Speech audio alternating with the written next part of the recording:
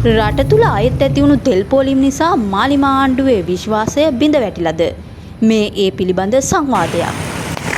ඇත්ත වශයෙන්ම ඒ ප්‍රශ්නය එන්නට පෙර අපි නැවතත් වරක් IMF ගිවිසුම මේ වර්තමාන නිර්මාණ වී තිබෙන තත්ත්වය දිත්වා සුලිකුණාටුව අපි යෝජනා කර ඔබතුමාට ජාත්‍යන්තර ආධාරක සමුළුවක් කැඳවන්න කියලා. ඒ රටට උදව් කරන්න.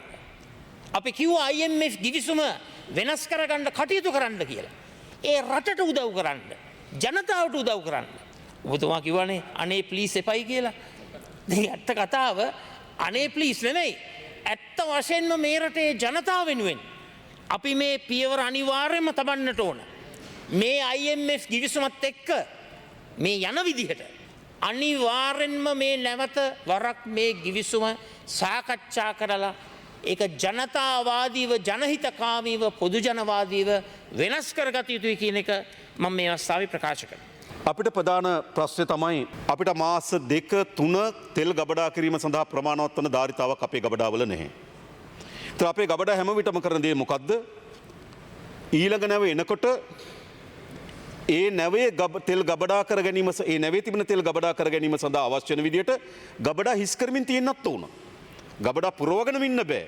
ඒ කියන්නේ ආසන්න වශයෙන් ගත්තොත් අපිට ත්‍රිකුණාමලයේ තියෙන IOC ගබඩා ටික අත්තරියොත් අපිට කොළොන්නාව සහ මුතුරාජවල මුළු ගබඩා සංකීර්ණ ධාරිතාව තියෙන්නේ 1,50,000ක් පමණ. හැබැයි අපිට 1,50,000ම තියාගෙන ඉන්න බෑ. ඊළඟ නැව එනකොට ඒ නැවේ ධාරිතාව හිස් කරලා තියාගන්න ඕන. එහෙම නැත්නම් කවුරු හරි කිව්වොත් මේ 1,50,000ම තියාගන්න කියලා ඊළඟ නැවවොත් මොකද කරන්නේ?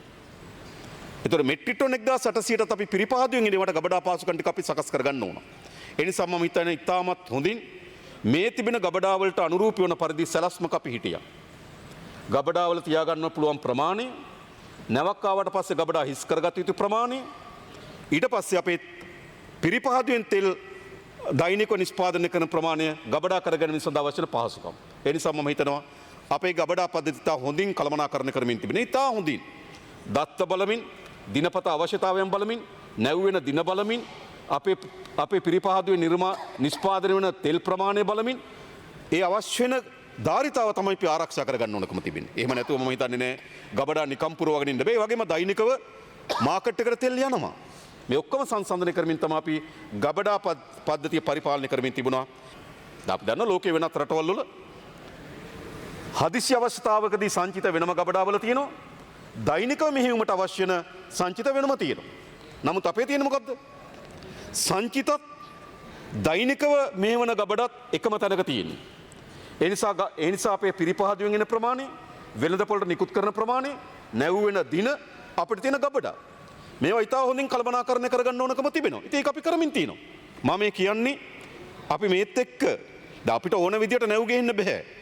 අපි මොකද කරන්න ඕන? අපේ ගබඩා හිස් වෙන ප්‍රමාණයට තමයි අපි නැව ගේන්න ඕනකම තියෙන්නේ. ඒ නිසා මම හිතන්නේ මේ තිබෙන තත්ත්වය අනුව කිසිදු අර්බුදයක් මතුවෙන්නේ නැහැ තෙල්වල. නමුත් යුද්ධ වර්ධනය වුණොත් අපි කවුරුත් මුහුණ දෙන්න ඕන. වර්ධනය වුණොත් මුහුණ දෙන්න එපා. තෙල් පිරිපහද ඔක්කොම ගැහුවා කිව්වොත් අපි කොහෙන්ද කරන්නේ? අපි ලිං වලින් තෙල් ගන්න නෙමෙයි.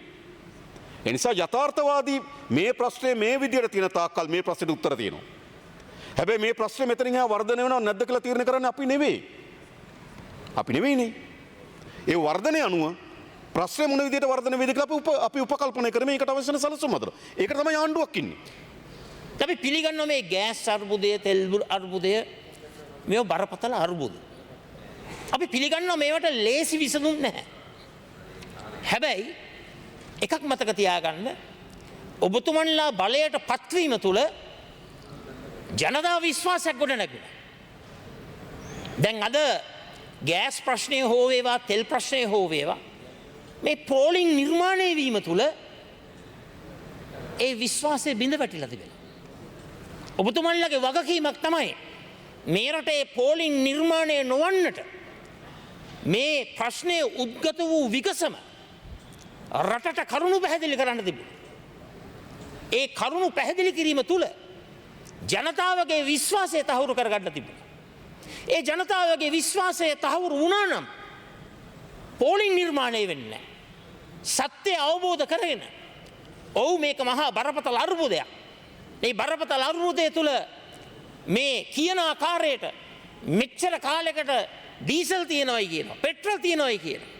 ඒ විශ්වාසය මත ඒ පෝලිං නිර්මාණය වෙන්නේ නැහැ. ඒ නිසා අපි දකින්නේ මේ කාරණාව තුළ ඇත්ත වශයෙන්ම ජනතා විශ්වාසය රජයේ කෙරෙහි තිබෙන ජනතා විශ්වාසයේ බිඳ වැටීමක් සිදු වෙලා තිබෙනවා. හැබැයි මම ඔබලා මතක් කරන්න කැමතියි. මේ ප්‍රශ්නේ දිගු කාලයක් තිබුණු ප්‍රශ්නයක් මේක අපේ ධාරිතාව පිළිබඳ ප්‍රශ්න. හැබැයි අපි මොකද්ද කරේ? කොළොන්නාවේ අලුතෙන් මෙට්‍රික් ටන් 86000ක ගබඩා සංකීර්ණයකට වැඩ කටයුතු කරමින් තිබුණා. අලුතෙන්ම ටැංකි 6ක් හදන්න. ඒ වගේම තිබුණු ටැංකි දෙකක් නැවත එක කපලා අර ගිනිගත්තෙත් එතන කපලා අලුත් ටැංකි දෙකක් හදන අලුත් ටැංකි 8ක් හදන කොළොන්නාවේ. ඒ ගබඩා සංකීර්ණය මෙට්‍රික් ටන් 86000යි ඒක අපි 2027 වෙනකොට අවසන් කරන්න සැලසුමේ තියෙනවා 3.2යි අර අනිත් දෙකට වියදම බිලියන 1.4.5යි. ඒ කියන්නේ බිලියන 5ක ආසන්න ප්‍රමාණකින් අපි කොළොන්නාවේ විතරක් රුපියල් බිලියන 5කින් කොළොන්නාවේ විතරක් ගබඩා සංකීර්ණේ ගබඩා පාසුකම් වැඩි කරන්න සැලසුමක හිටියා.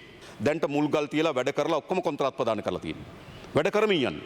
ඒක 2027 ජනවාරි වල අපිට දෙන්න එකඟතාවය පළ කරන එතන අපි රුපියල් බිලියන 5ක් වැය කරනවා.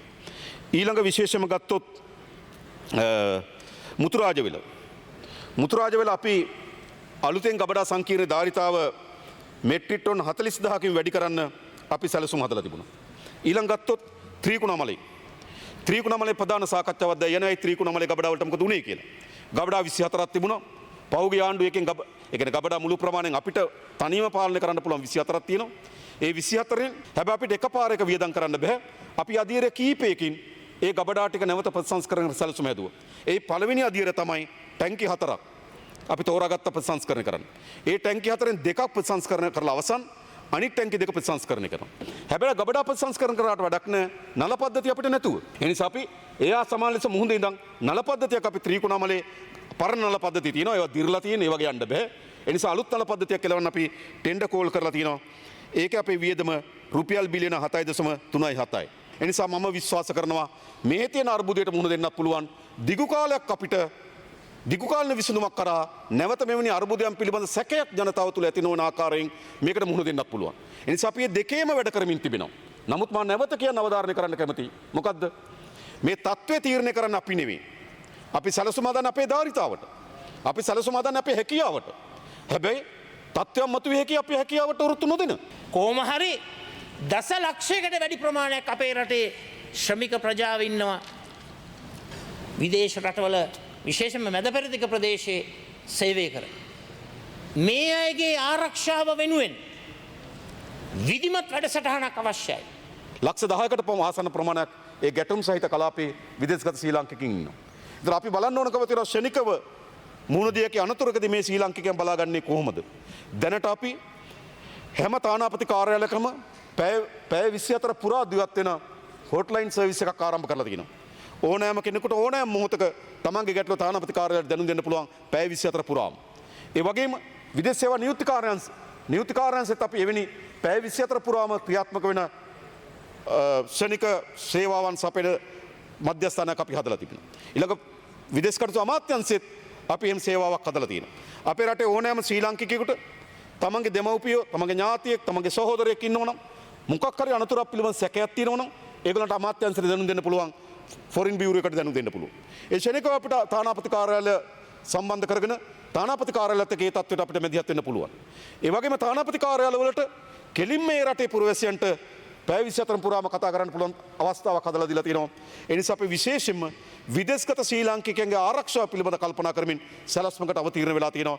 මේ තිබෙන තත්ත්වය වර්ධනය වෙමින් නේද? දැන් අපේ හැකියාවෙන් අපි ඔරොත්තු දෙන්නේ කොහොමද? මේක ඉතාමත් නරක තත්ත්වයකට ගියොත් අපේ හැකියාව ප්‍රමාණවත් නෑ.